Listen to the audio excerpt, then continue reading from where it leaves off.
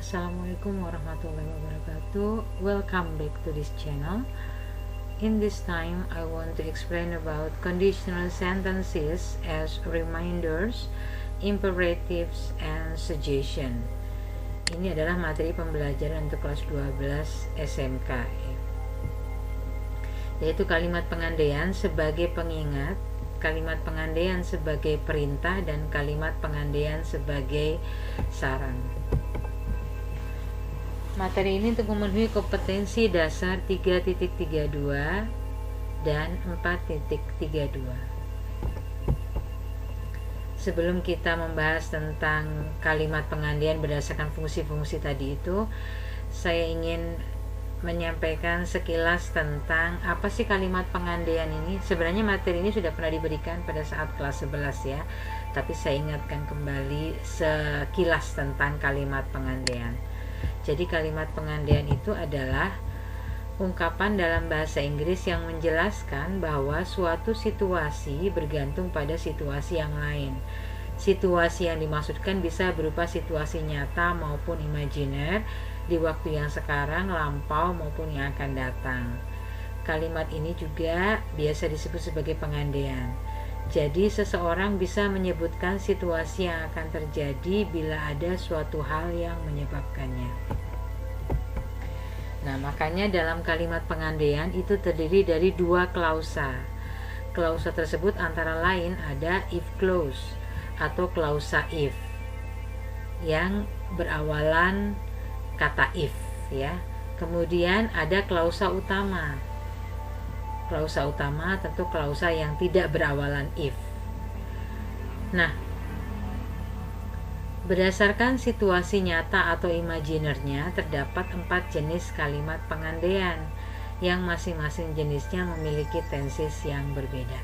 Sebelumnya saya akan memberikan contoh dulu. Contoh kalimat pengandaian itu contohnya dalam bahasa Indonesia ya. Jika saya punya banyak uang, saya akan pergi ke luar negeri. Nah, if clause-nya atau klausa if-nya adalah jika saya punya banyak uang. Jika saya punya banyak uang itu adalah klausa if-nya. Nah, biasanya pada klausa if ini adalah klausa yang menyatakan syaratnya. Syaratnya jika saya punya banyak uang. Nah, main clause-nya ini biasanya berisi tentang situasi yang akan terjadi apabila syaratnya tadi terpenuhi ya. Saya akan pergi ke luar negeri. Nah, itu adalah main clause-nya atau klausa utamanya, atau situasi atau hasil yang akan terjadi apabila saya punya banyak uang tadi itu ya. Nah, tadi ada 4 jenis kalimat pengandaian berdasarkan situasi nyata atau imajinernya. Ada kalimat pengandaian tipe 0, yaitu kalimat pengandaian yang menyatakan sesuatu yang nyata, yang merupakan fakta ilmiah. Ini diungkapkan dengan menggunakan kalimat pengandaian tipe 0. Untuk rumusnya nanti akan dibahas di materi yang lain ya. Karena bukan ini sebenarnya materi utamanya. Saya hanya menjelaskan sepintas saja pengetahuan tentang kalimat pengandaian itu seperti apa. Nah, kemudian ada kalimat pengandaian tipe 1. Kalimat pengandaian tipe 1 ini adalah kalimat pengandaian yang nyata juga, karena yang diandaikan adalah sesuatu yang mungkin terjadi di waktu yang akan datang. Kemudian ada kalimat pengandaian tipe 2. Nah, kalimat pengandaian tipe 2 ini adalah kalimat pengandaian yang sifatnya imajiner, karena yang diandaikan adalah sesuatu yang bertolak belakang dengan keadaan yang sekarang. Kemudian ada kalimat pengandaian tipe 3. Nah, kalimat pengandaian tipe 3 ini kalimat pengandaian yang juga imajiner, karena yang diandaikan adalah sesuatu yang bertolak belakang dengan keadaan di waktu yang lampau ya. Itu tadi kalimat pengandaian berdasarkan nyata atau imajinernya ya. Nah, selain itu juga kalimat pengandaian bisa dipakai untuk fungsi yang lain ya. Nah, fungsi yang lain itu apa saja? Kalimat pengandaian ini bisa dipergunakan sebagai kalimat peringatan atau kalimat pengingat. Dalam bahasa Inggrisnya disebut sebagai conditional sentence as a reminder. Bisa juga dipergunakan sebagai kalimat saran. Dalam bahasa Inggrisnya conditional sentence as a suggestion. bisa juga dipergunakan sebagai kalimat perintah, conditional sentence as an imperative. Nah, kita akan bahas satu persatu kalimat pengandaian sebagai fungsi yang lain ini ya. Yang pertama adalah kalimat pengandaian sebagai pengingat atau sebagai peringatan. Nah, apabila kalimat pengandaian ini menunjukkan suatu peringatan, maka bisa dipakai untuk mengingatkan tentang suatu konsekuensi yang harus dilakukan akibat dari suatu kejadian.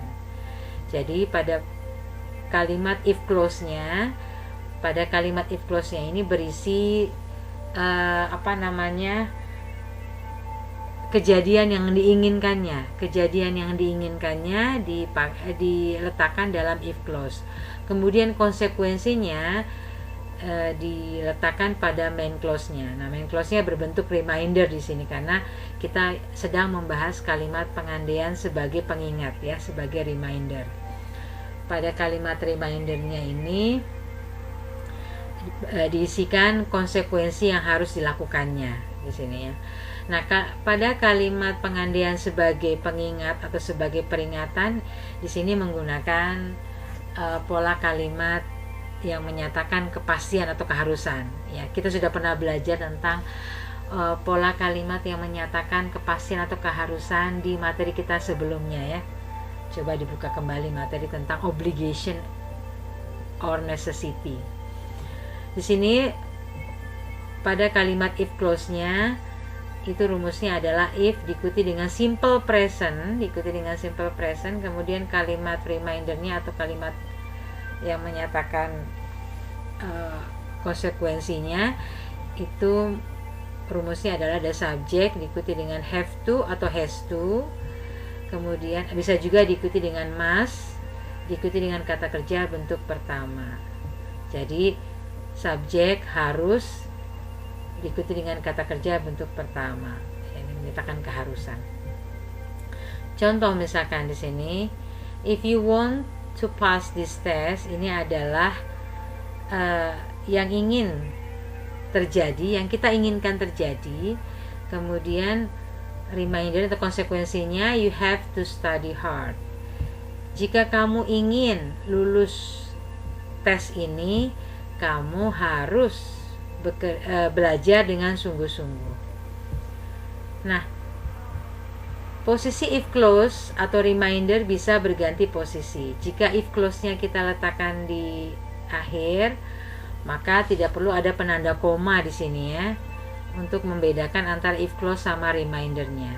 Beda apabila if clause-nya kita letakkan di awal, maka ada pembeda koma di sini untuk membedakan antara if clause sama remindernya. Di sini if clause-nya bisa kita letakkan di akhir, jadi remindernya kita letakkan di awal. She has to practice a lot if she wants to be a good singer. Dia harus banyak berlatih jika dia ingin menjadi penyanyi yang baik. Di sini contoh ketiganya dalam bentuk percakapan. Di sini ada kalimat tanya, kemudian juga kalimat pernyataannya. What must I do if I don't want to be late? Di sini apabila kita ingin membuat kalimat pengandaian dalam bentuk tanya, kalimat pengandaian untuk peringatan atau pengingat dalam bentuk tanya, maka yang diubah adalah cukup kalimat remindernya saja. Yang diubah posisinya cukup kalimat remindernya saja ya. Kita sudah pernah belajar tentang kalimat necessity atau obligation bentuk kalimat tanya kan? Nah, itu kita pakai di sini perubahan posisinya.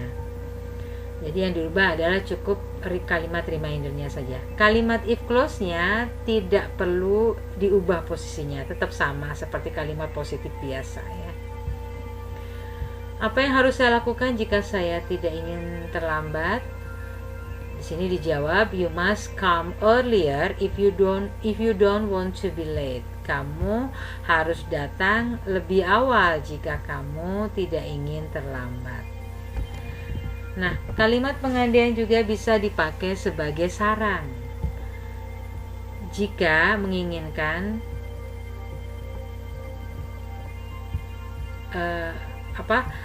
mengenai kegiatan yang dilakukan jika menginginkan suatu kejadian terjadi. Jadi bisa dipergunakan untuk menyampaikan saran ya. Perbedaan saran dengan peringatan adalah tingkat keharusannya. Jadi kalau saran bisa dilakukan atau tidak tergantung levelnya, sedangkan kalau kalimat peringatan atau kalimat pengingat tadi harus dilakukan karena hal itu merupakan suatu konsekuensi. Rumusnya adalah pada if clause-nya sama dengan yang kalimat saran sebagai pengingat tadi, diikuti dengan simple present. Nah, kemudian pada main clause-nya berbentuk kalimat saran. Nah, karena berbentuk kalimat saran, maka rumusnya adalah subjek diikuti dengan should, ought to, atau had better. Ini artinya adalah sebaiknya atau seharusnya, diikuti dengan kata kerja bentuk pertama. Contoh di sini sama seperti pada kalimat saran yang menyatakan pengingat atau peringatan tadi, pada if clause-nya itu berisi tentang yang kita inginkan itu terjadi ya. Kemudian sarannya apa gitu.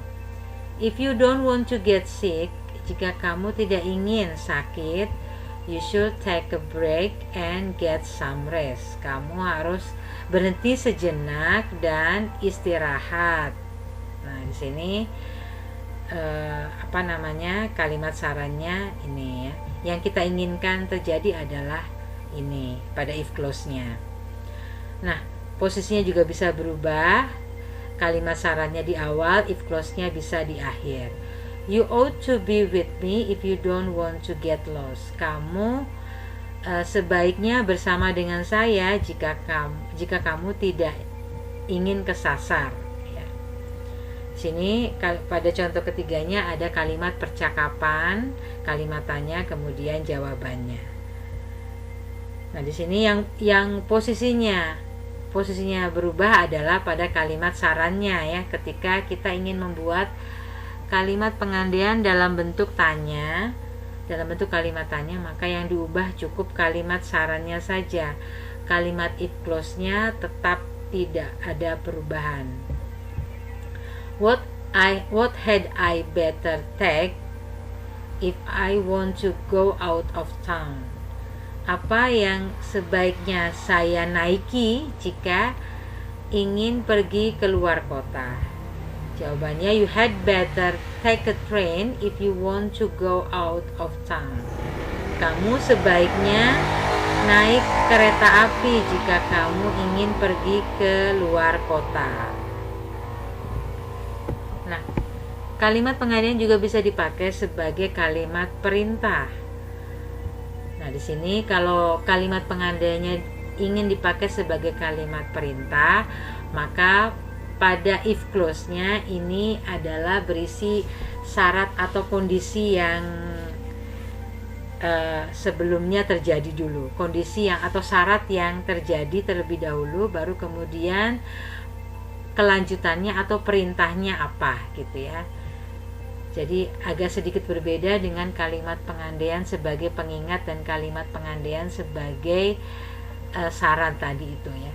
Jadi pada if clause-nya itu berisi syarat atau kondisi yang seharusnya terjadi terlebih dahulu, baru kemudian perintahnya dilanjutkan dengan perintahnya. Di sini rumusnya juga sama, pada if clause-nya diikuti dengan simple present, kemudian diikuti dengan kalimat perintahnya. Nah, kalimat perintahnya ini bisa langsung kata kerja bentuk pertamanya, langsung pada kata kerjanya, karena sudah jelas kalau kalimat perintah itu yang disuruh adalah orang kedua ya. Atau boleh juga ditambahkan kata kerja bantu can. Dan di sini kalau menggunakan kata kerja bantu can, maka subjeknya disebutkan, subjeknya pasti you ya, karena kan kalimat perintah di sini. You diikuti dengan can, diikuti dengan kata kerja bentuk pertama. Jadi bisa dua pola seperti ini untuk kalimat pengandaian pada kalimat perintahnya ya. Contoh di sini, if the food is fully cooked, you can serve it while warm. Jika masakannya selesai dimasak, kamu bisa menyajikannya selagi hangat. Ya, di sini kalimat perintahnya ini.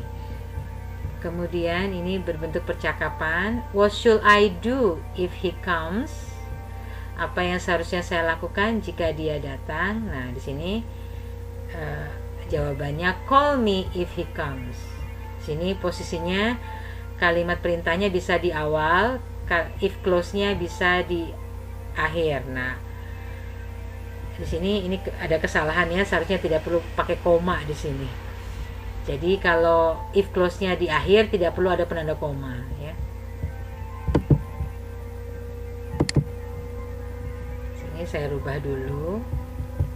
Jadi tidak perlu ada koma di sini ya. Baik, kita lanjutkan. Di sini juga if close-nya berada di akhir juga boleh ya. Langsung pada kata kerja bentuk pertama juga bisa. Remember the passport if you want to travel abroad. Ingat paspor jika kamu ingin pergi ke luar negeri. If you see John, tell him to come to my office. Jika kamu melihat John, beritahukan untuk datang ke kantor saya. Oke, itu tadi materi tentang kalimat pengandaian yang berfungsi sebagai kalimat peringatan, kalimat saran maupun kalimat perintah. Oke, thank you for watching. Please don't forget to subscribe, like and share. Thank you very much. Goodbye. Assalamualaikum warahmatullahi wabarakatuh.